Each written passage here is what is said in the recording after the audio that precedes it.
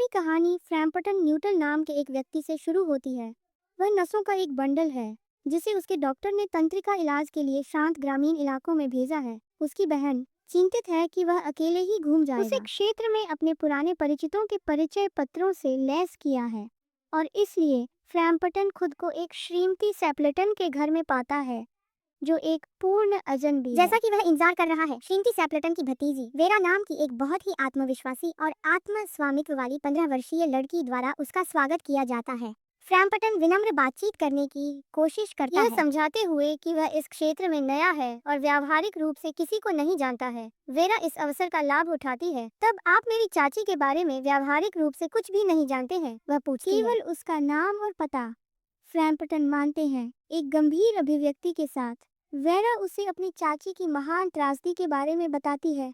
यह ठीक 3 साल पहले हुआ था, वह बताती एक है। बड़ी फ्रांसीसी खिड़की की ओर इशारा करते हुए, जो लॉन के लिए खुली है, यहाँ तक कि अक्टूबर की इस ठंडी दोपहर में भी। फ्रैम्पटन हैरान है।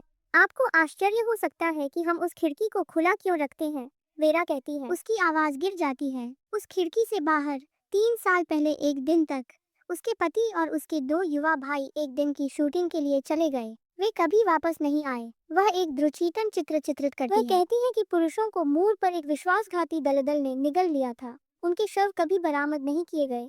वह आगे कहती है कि यह इसका भयानक हिस्सा था। उसकी आवाज अपनी आत्मविश्वास से भरी धार खो रही है और लगभग मानवीय रूप से नाजुक हो रही है। गरीब और वेरा जारी है।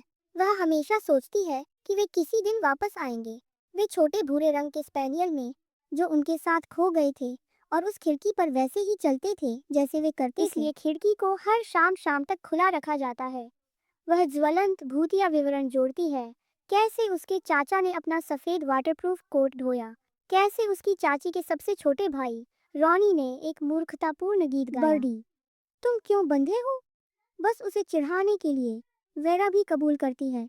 कभी कभी इस तरह की शांत शांत शामों में मुझे लगभग एक डरावना एहसास होता है कि वे सभी उस खिड़की से चल रहे वह थे। थोड़ी सी कंपकंपी के साथ टूट जाती है। तभी श्रीमती सैपलेटन खुद कमरे में हवा देती हैं। देर से आने के लिए माफी से भरी होती हैं। मुझे आशा है कि वेरा आपका मनोरंजन कर रही है, वह खुशी से पूछती वह है। बहुत दिलचस्प रही है, फ्रैम्पटन जवाब देता है। उसका दिमाग दुखद कहानी से उखड़ रहा है।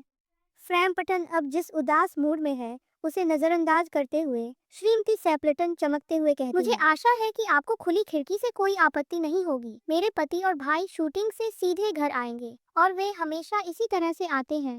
वे मेरे गरीब कालीनों पर एक अच्छी गड़बड़ कर वह देंगे। शिकार के बारे में बकबक करती है। अपनी भतीजी की कहानी ने फ्रैम्पटन में जो भयावहता पैदा की है उससे पूरी तरह से अनजान। उसके लिए उसकी हंसमुख प्रत्याशा विचित्र वह है। विषय को बदलने की कोशिश करता है, बातचीत को अपने नाजुक स्वास्थ्य की ओर ले जाता है। पूर्ण आराम की आवश्यकता और मानसिक उत्तेजना की अनुपस्थिति का विवरण देता है। वह बताते हैं कि कैसे डॉक्टरों ने उन्हें किसी भी जोरदार चीज से बचने का आदेश दिया है। श्रीमती सैपलेटन मुश्किल से सुनती हैं। उनकी आंखें लगातार खुली खिड़की की ओर बहती रहती हैं। पूरी स्थिति गरीब फ्रैम्पटन के लिए एक क्रूर दुखद संयोग की तरह लगती है। वह अपने महान नुकसान की सालगिरह पर शोक के घर में ठोकर खाई। फिर जस्टिस फ्रैम्पटन अपने डॉक्टरों के साथ अपनी आहार संबंधी असहमति का विवरण दे रहे हैं।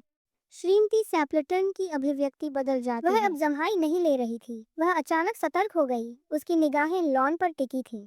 यहाँ वे अंत में हैं, वह चिल्लाती है, बस चाय के समय में। और क्या वे ऐसे नहीं दिखते जैसे वे आंखों तक मैला थे? फ्रैम्पटन कांप रहा है। वह भतीजी वेरा की ओर मुड़ता है, सहानुभूति की समझ के एक पल को साझा करने की उम्मीद करता है, लेकिन वह जो देखता है वह उसे हड्डी तक ठंडा कर देता है। वेरा अपनी आंखों में चकित डरावनी नजर के साथ खिड़की से बाहर घूर रही है। अनाम भय की चपेट में फ्रैम्पटन यह देखने के लिए चारों ओर घूमता है कि वह क्या देख रही है। और वहाँ गहराती गोधूली में 3 आकृतियां लॉन में घर की ओर चल रही हैं। इन सभी के पास बंदूकें हैं। उनमें से एक के कंधों पर एक सफेद कोट लपेटा हुआ है और उनकी एड़ी पर एक थका हुआ भूरा स्पेनियल है। वे करीब आते हैं और फिर एक कर्कश युवा आवाज शाम के माध्यम से गाती है। मैंने कहा, बर्टी, तुम क्यों बंधे हो? पूर्ण आतंक हावी हो जाता है। फ्रैम्पटन न्यूटॉल एक शब्द भी नहीं कहते हैं। वह अपनी छड़ी और टोपी और बोल्ट पकड़ लेता है। वह कमरे से बाहर हॉल के दरवाजे के माध्यम से बजरी ड्राइव के नीचे और सामने के गेट से बाहर निकलता है। जिससे सड़क पर एक साइकिल चालक लगभग एक हेज में दुर्घटनाग्रस्त हो जाता है। उसने अभी अभी 3 भूतों को मृतकों में से लौटते देखा जैसे है। ही फ्रैम्पटन दूर में गायब हो जाता है, सफेद कोट पहने आदमी खिड़की से गुजरता है। हम यहाँ हैं, मेरे प्रिय, वह श्रीमती सैपलेटन से कहता है। वह कौन था जो हमारे ऊपर आते ही बाहर निकल एक गया? सबसे असाधारण आदमी, एक मिस्टर न्यूटल, वह जवाब देती है, हतप्रभ होकर। केवल अपनी बीमारियों के बारे में बात कर सकती थी, और जब आप पहुंचे तो अलविदा के एक शब्द के बिना भाग कोई गया। सोचेगा कि उसने एक भूत देखा है, और तभी हमें अंतिम शानदार मोड़ मिलता है। भतीजी वेरा शांति से बोलती है, मुझे उम्मीद है कि यह स्पेनियल था, वह कहती है। उसने मुझे बताया कि उसके पास कुत्तों का डर था। एक बार जंगली कुत्तों के एक झुंड द्वारा गंगा के तट पर कहीं एक कब्रिस्तान में उनका शिकार किया गया था, और उन्हें एक नई खोदी गई कब्र में रात बिताना पड़ा था, जिसमें उनके ठीक ऊपर जीवों की नींद आ रही थी। किसी को भी अपनी हिम्मत खोने के लिए पर्याप्त है। और इसके साथ ही साकी हमें अंतिम पंक्ति के साथ छोड़ देती है, अल्प सूचना पर रोमांस उसकी विशेषता थी।